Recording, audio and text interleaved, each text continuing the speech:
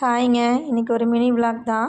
காலையில் எழுந்திரிச்சு சமைக்கலான்னு பார்த்தா சமைக்கவே முடியலைங்க. அப்படி ஒரு ஸ்மெல் வீடெல்லாம். சரின்னு சொல்லிவிட்டு இனி விடக்கூடாது அப்படின்ட்டு பலாப்பழம் அறிய ஆரம்பிச்சிட்டோம். 2 நாள் ஆச்சு அண்ணா கொண்டு வந்து கொடுத்துருந்தாங்க. பழுக்கட்டுன்னு வச்சோம். மேலே பார்த்தா பழுத்த மாதிரி தெரியல.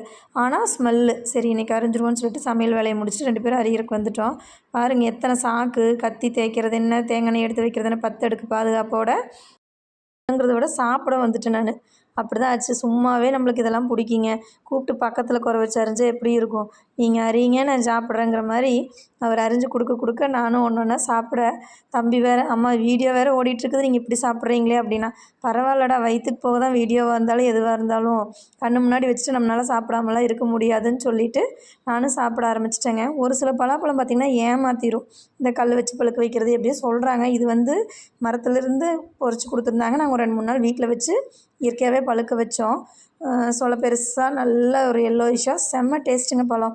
அப்படியே சாப்பிட்டு நாங்களும் பேசிவிட்டு அந்த அன்றைக்கி இப்படி தான் போச்சு காலையில் அவசரமாக. அதுக்கப்புறம் பார்த்திங்கன்னா இந்த சீசனில் தான் பலாப்பழமெல்லாம் வாங்க முடியும். நீங்களும் சீசன் முடிய போகுது, வாங்கி இந்த வருஷத்துக்கான பலாப்பழத்தை நல்லா டேஸ்ட் பண்ணிக்கங்க. விட்டால் அடுத்த மே ஜூனில் தான் கிடைக்கும். எங்கள் சொலை பாருங்கள், காய்க்கு சிறுசு தான், ஆனால் சொலை ஒன்று பெருசாக நல்லா இருந்துச்சு, டேஸ்ட்டாகவும் இருந்துச்சு. வீடியோ பிடிச்சிருந்தா லைக் பண்ணுங்கள், சப்ஸ்கிரைப் பண்ணிக்கங்க.